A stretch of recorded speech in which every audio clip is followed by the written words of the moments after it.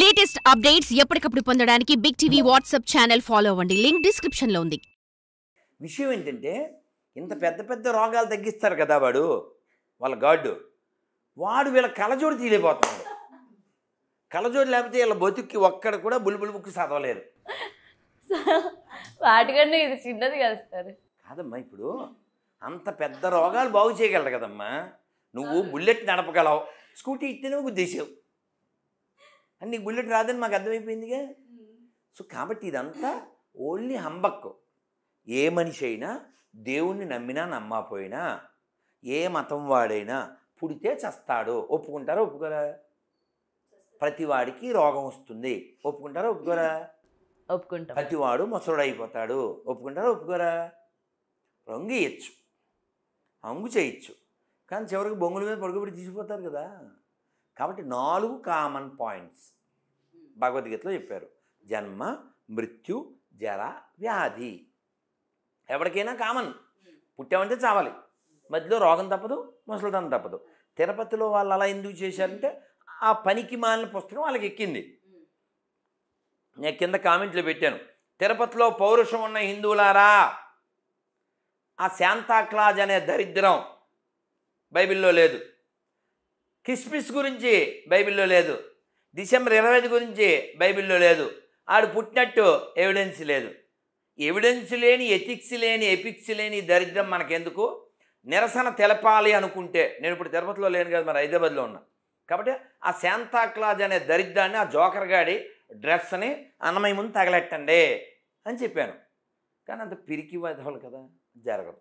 ఇంకోటి గురుగారు, వరుసగా దేవాలయాలపైన ఈ ధ్వంసాలన్నీ అంటే జనాలు కొట్టుకునే వరకు ఆగిపోయి దేవుళ్ళ మీదకి తిరగబడుతూ ఉన్నారు. దేవాలయాల్ని ధ్వంసం చేస్తున్నారు, లోపల ఉన్న విగ్రహాలను ధ్వంసం చేస్తున్నారు. ఎక్కడ ఏ దేవాలయాలను కూడా వదలట్లేదు. ముఖ్యంగా ఎవరు చేస్తున్నారు అనుకుంటున్నారు మీరు? అసలు ఎందుకు దేవుళ్ళ మీద పడుతున్నారు అంటారు? విషయం ఏం కాదు, చాలా చిన్న విషయం. ఇప్పుడు బంగ్లాదేశ్ ఇష్యూ చూసాం. అవును, హిందువుల్ని తరమడం, నరకడం, చంపడం, ఆడవాళ్ళని చేయడం. ఎప్పుడైనా హిందువులు తగ్గిన చోటల్లా అరాచకాలు పెరుగుతాయి. అది కామన్. ఎందుకంటే లోకా సమస్త సుఖినో భవంతు మన ఒక్కలమే చెబుతాం. ఇప్పుడు నువ్వు వ్యక్తిగతంగా ఏ దేవుడిని ఇష్టపడతావు? శివుణ్ణి. అవునా? మేమెవ్వరం శివుణ్ణి నమ్మం. నీకేనీ ప్రాబ్లం లేదు. నువ్వు కూడా చెప్పగలవు, నేను నమ్మే శివుణ్ణి ఇతరులు నమ్మకపోయినా నాకు అభ్యంతరం లేదు అని చెప్పగలవు కదా. నేను కృష్ణుని ఆరాధిస్తా, నేను నమ్మే కృష్ణుని ఇతరులను ఆరాధించకపోయినా నాకే అభ్యంతరం లేదు, నేను చెప్పగలను. ఒకసారి చెప్పను వాళ్ళని. మేము నమ్మే అల్లాని ఇతరులు పూజించకపోయినా పర్వాలేదు, మేము నమ్మే క్రీస్తుని ఇతరులు పూజించకపోయినా పర్లేదు, చెప్పను. మొత్తం 2 వ్యాపారాలు పడుకుంటాయి. చెప్పను. నువ్వు ఒక్కదానివే అబద్ధం ఆడతావు భూమి మీద. నువ్వంటే హిందువు. ఏమని? అన్ని మతాలు ఒకటే కదండి, అన్ని మత గ్రంథాలు మంచిగా చెబుతాయి కదండి. ఏదో ఒకసారి చెప్పించు, మొల్లాతో ఓసారి చెప్పించు, ఓ పాస్టర్తో. సత్యసాయిబాబా గారివి పాత వీడియోలు పెడుతున్నారు. అంటే రేపు కిస్మిస్ అని చెప్పి, మీరు అల్లా అని పిలిచినా, యేసు అని పిలిచినా, రామ అని పిలిచినా, కృష్ణ అని పిలిచినా పర్వాలేదు, దేవునికి అనేక నామములు ఉన్నవి అని సత్యసాయిబాబా చెప్తున్నారు. ఇలా ఒకసారి చర్చిలో ఏదైనా ఒక చిన్న లెక్చర్ వినిపించు, ఒకసారి మసీదులో వినిపించు. ఇన్ని మాటలు ఎందుకు? మసీదులో రోజు 5 సార్లు ఏమవుతుంది? నమాజ్. నమాజ్ మీనింగ్ ఏంటి ఒకసారి కొట్టు, గూగుల్ తెలియనడు. అల్లాహు అక్బర్ ఇల్లిల్లాహు అంటే అర్థం ఏంటి? మనకేం తెలదు, వినేసేసి వెళ్ళిపోతుంటాం. అది ఏమన్నా పెడితే తినేసి వెళ్ళిపోతుంటాం. అది ఏమన్నా చేతికి అనేసి కూడా వెళ్ళిపోతారు. ఎవరు మారాలంటావు? ఈ అబద్ధాలు ఆడే బ్యాచ్ మారాలి. అందుకే నేనేమంటా అంటే, మీరు బైబిల్ చదవండి, ఖురాన్ చదవండి, భగవద్గీత చదవండి, భాగవతం చదవండి, రామాయణం చదవండి. ప్రపంచానికి ఏది మార్గదర్శకత్వం అది చూడండి. ఉదాహరణకి మీకు ఏది విచ్ ఈజ్ ఎగెన్స్ట్ హ్యూమానిటీ దాన్ని వదిలేద్దాం. ఒక బుక్ ఎందుకు ఉండాలి? గాడ్కి ఒక నేమ్ ఎందుకు ఉండాలి? ఇప్పుడు నిన్ను మీ అమ్మ ఏమని పిలుస్తారు? గౌతు అని పిలుస్తారు. అవునా? మీ ఆయన ఏమంటాడు? గౌతు అనే అంటారు. పిల్లలు అమ్మ అంటది కదా. మీ ఫ్రెండ్స్ ఇంకోలా పిలవచ్చు,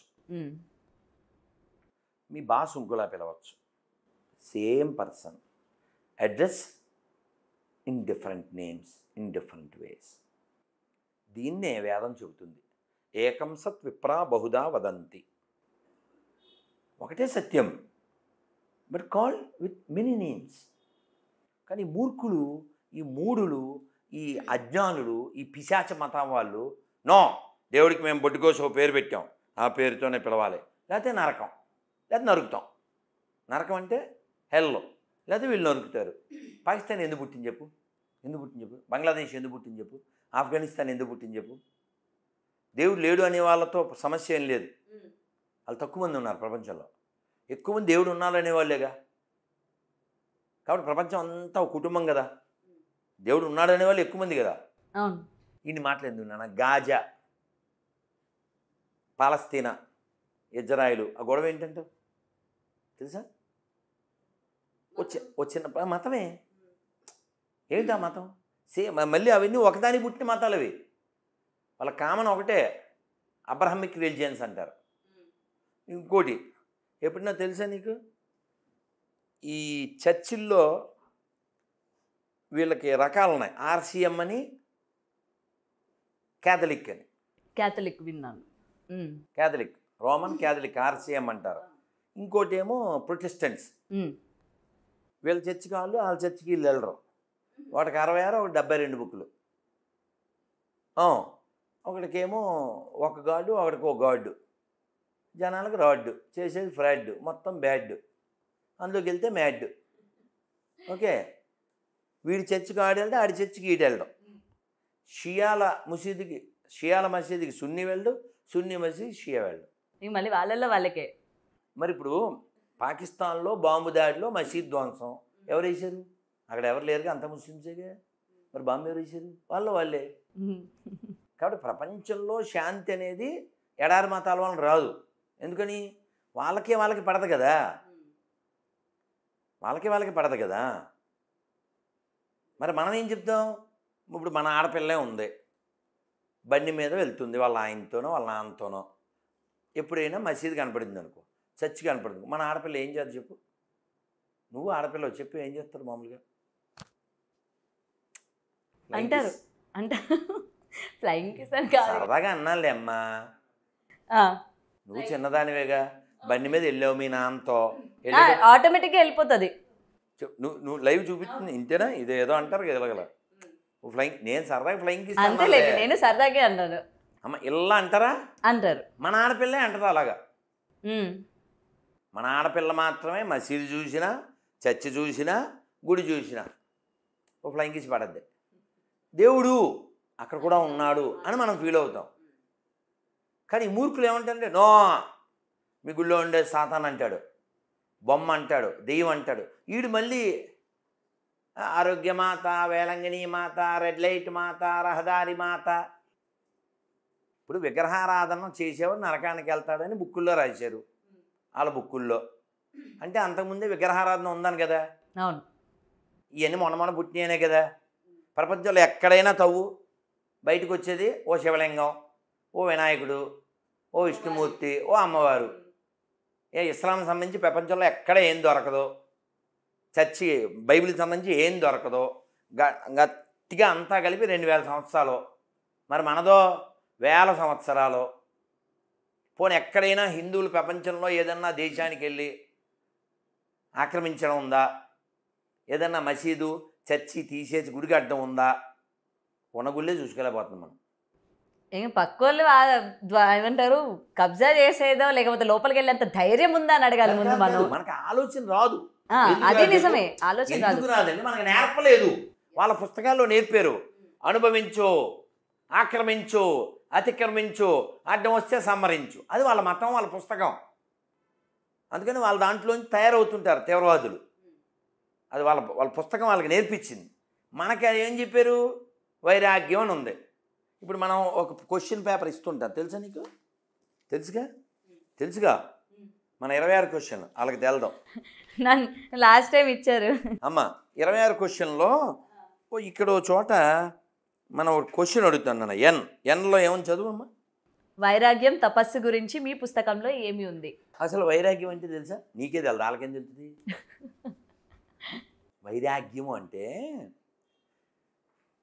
అమ్మవారిని అన్నం తినే ముందు అన్నపూర్ణే సదాపూర్ణే శంకర ప్రాణవల్లభే జ్ఞాన వైరాగ్య సిద్ధ్యర్థం భిక్షాం దేహి చ పార్వతి. అమ్మవారిని అడుగుతున్నా, అమ్మ మాకు అన్నం మాత్రమే కాదు తల్లి, ఓ అన్నపూర్ణ, సదా మా కోరికలన్నీ తీర్చేటువంటి ఓ తల్లి, మాకు జ్ఞాన వైరాగ్యాల్ని ప్రసాదించు. జ్ఞాన వైరాగ్య సిద్ధ్యర్థం భిక్షాం దేహి చ పార్వతి. ఏమడుగుతున్నాం మనం? జ్ఞానాన్ని వైరాగ్యాన్ని అడుగుతున్నాం. అదే మూర్ఖులు ఏం చేస్తారు? చర్చికెళ్ళి O lord give my daily bread అంటాడు. హెడ్లెస్ ఫెలో, బ్రెడ్ కోసమా అడగాల్సిందే? నిన్ను అడిగే వేసాడా ఈ రంగు, నిన్ను అడిగే ఇచ్చాడు ఈ ముక్కు లుక్కు ఈ హైటు. కాబట్టి దేవుడిని బ్రెడ్ అడగకూడదు హెడ్లెస్ ఫెలో. దేవుని జ్ఞానం అడగాలి, దేవుణ్ణి వైరాగ్యం అడగాలి. సరే, విషయం ఏంటంటే ఇప్పుడు ఎవరైతే తిరుపతిలో అన్నమయ్యకి ఈ పనికి మాలిన కిస్మిస్ టోపి పెట్టారో వాళ్ళు కూడా హిందువులే. హిందువులు పుట్టిన వాళ్ళు కాదా ఏంది? ఇప్పుడు కలవర సతీష్ ఎవరు పుట్టాడు? హిందువులకే కదా సతీష్. ఏ ఊరు రత్నం తెలుసా నీకు? వాళ్ళ ఊరి నుంచి ఒక అతను ఫోన్ చేశాడు, మా ఊరే అండి, పశ్చిమ గోదావరి జిల్లా తూర్పు పిప్పర దగ్గర. ఇప్పుడు ఏమో మా ఊళ్ళో వాళ్ళ సొంత చిన్నప్పటి నుంచి ఆయన్ని పెంచిన వాళ్ళ బాబాయో ఎవరో వాళ్ళ పెళ్ళి ఏదో కార్యక్రమం చస్తే కూడా రాలేదు. ఆ ఊరేదో అన్నాడు, నాకు సంబంధం లేనట్టు మాట్లాడతాడు అన్నారు. ఎవరో మెసేజ్ పెట్టారు. విషయం ఏంటంటే వీళ్ళంతా ఇక్కడ వాళ్ళు పుట్టిన వాళ్ళేగా, బ్రిటిష్ వాళ్ళ వలన ఏం పుట్టలేదుగా. మూలం ఏంటి? మూలం ఇదేగా. ఎవడో గేలం అయితే ఎర్రిమేళంలా తయారయ్యారంతే. అనిల్ కుమార్ ఎవరికి పుట్టాడు?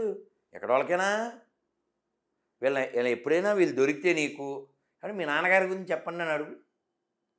మీ తాతగారు ఇప్పుడు నరకంలో ఉన్నారా లేదా అని అడుగు. For more videos like this, subscribe Big TV channel.